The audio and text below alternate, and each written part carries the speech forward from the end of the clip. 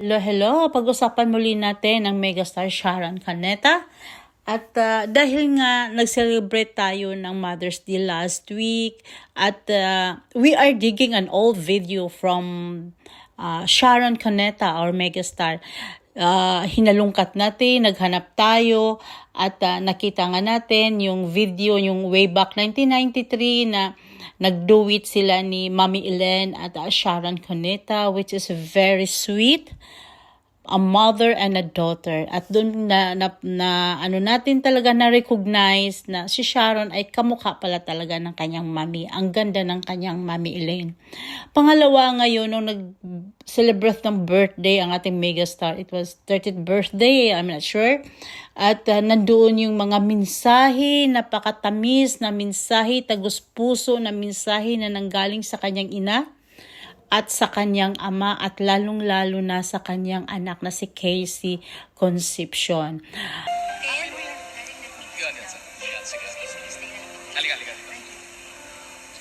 Okay, Miss Cuneta, meron na kayong message for Sharon on her 30th birthday. I mean, ito po Yes. your daughter. Yes. Firstly, all mothers greets their daughter happy birthday. And like always, I always say happy birthday to you, sweetheart. Thank you, Mom. And to all the years that you had been in the movies, sometimes I'm the one nervous when you perform. Sometimes I'm the one who has the stress when you sing, whatever. But I'm so glad and I thank the Lord that I have a daughter that is so kind, obedient, but not in love. Ganun naman. Okay. Because parents are not supposed to meddle the love affairs. Parents only can advise. And I think my daughter deserves to be happy. This time, in the future, which the saying goes, when you get married and you plan to get married, open your eyes wide, open your ears wide. But when you are married, like me, I'd been married for 36 years with my husband, and when you get married, I think sometimes you need to close your eyes. You seem to be deaf once in a while. Because if you will always nag your husband, or especially my husband, you know, I think men are born adulterous. I don't think so, Mom. Yes. I think there are some men that are by nature polygamous, but Meron pa rin- I will pray on bended knees. Okay. Alright, Casey, ikaw naman. What message Thank do you you, have Mom. for Thank your you. mom? I love you. Mom, happy birthday. I can't believe you're 30.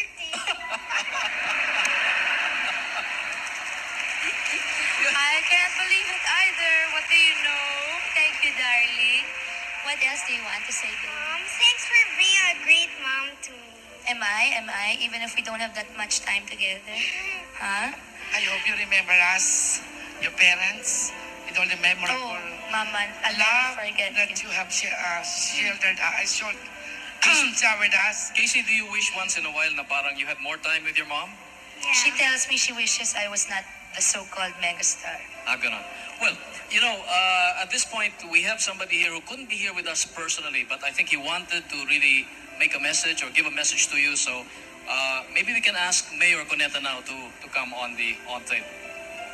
Yung dadating ang birthday niyan, hindi ko naliligtas, hindi ko nalilimutan na batiin yan na magkaroon ng sigla ang kanyang paghahanap buhay. Ang nihiling ko yung matagal na sa tuwing dadating ang kanyang birthday na itong mga ilang taong nakalipas, ay sinasabi kong, sana naman anak, tumigil ka na at narating mo na ang tugatag ng tagumpay mo. Tumigil ka na para mayukol mo sa amin ang malaking bahagi ng buhay mo. Kami sabik na sa iyo. Sanda-sanda na lang kung magkita tayo para nasa harap buhay mo ikaw. Pag tumigil yan naman made na yan eh. At hindi na kailangan maghanap buhay sana yan. Pero hinihiling ng maraming tagapasay na kung titigil na sa aking pag-alkalde, siyang aking haliling kandidato. Pero ayaw naman ang politika yan. Magulo raw ang politika palibasa ay na lumaki yan na sa politika ako. Pag-ibig, sa unang pag-ibig ng bata yan, nabigo na yan. Alam ninyo lahat, alam ng buong Pilipinas yan, na yan ay napakasal kagabi, napahiwalay. ang isang anak natin sa akin. Tapos sa larangan ng pag-ibig, hindi ko masyado masasabi sa iyo kung anong mga bagay-bagay tungkol sa kanyang pag-ibig. Basta ang nalalaman ko, napakarami ang naliligaw dyan. At ang isa sa masiding naliligaw ngayon ay si Attorney Pangilinan, si Francis Pangilinan. Ako naman hindi nakikialam sa kanyang pag-ibig. Basta siya pumili dahil sa, kung halimbawa, yung unang pag-ibig niya, pinakialaman ko at saka kanyang nabigo ito kanyang pagkapag-asawa kay Gabi, masisisi pa niya ako. At saka hindi ako nakikialam sa kanyang pag-ibig. Yun lang pag-ibig ko, hindi ko kayang pangalagaan eh. Pakialaman ko pa yung pag-ibig niya, basta siya malaya ako sa pag-ibig. Mag-iingat ka, lalong-lalo na sa iyong araw-araw pamumuhay at sa iyong pag-ibig. Ang pag-ibig ay hindi parang kaning susubo, iluluwa pag napaso. Yan ay talagang pinipili na nagkakamali kapag gaya na nangyari sa kanya. Advice ko sa kanya kung sa iibig, piliin niyang mabuti. At ika nga, minsan pinipili mo na yung magiging asawa mo, nagkakamali ka pa eh. Kaya ngayon naman, talaga ko naman pampayag si Sharon at nito nga sila magkahiwalay na ni Gabi, pinangaralan ko na alang-alang sa kanyang anak, baka hindi naman sa loob niya paghiwalay kay Gabi, pero talagang ibig nang humiwalay kay Gabi. At ngayon naman, mukhang napapaibig na dito kay Pangilinan.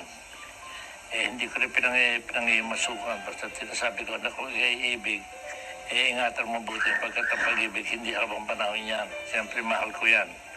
Mahal na mahal ko yan. At ako'y maraming anak. Ang anak ko 12. Pero si Sharon, tangin-tangin na napakatangin sa mga anak ko yan. Pero mahal ko lahat ang mga anak ko. At mahal ko na si Sharon, ang kanyang mga kapatid. O ngayon, birthday niya, mag-iingat siya sa pagpili ng kanyang pamuling iibigin. Pagkat kung siya man ay nadapa nung unang umibig siya, pilitin niya siya makabangon din sa kanyang pangalawang pag-ibig kung meron pa siyang pangalawang pag-ibig. Thank you, Daddy. Ngayon alam niyo na kung ba't madaldal ako. Daddy, thank you po. I wish you could have been with us. You could be with us here tonight. But I know you're watching, Daddy. Mahal na mahal ko rin po kayo. Salamat po. Sharon, binanggit ng ama mo na ikaw ay nakarating na sa tugatog ng tagumpay, no? So ngayon sa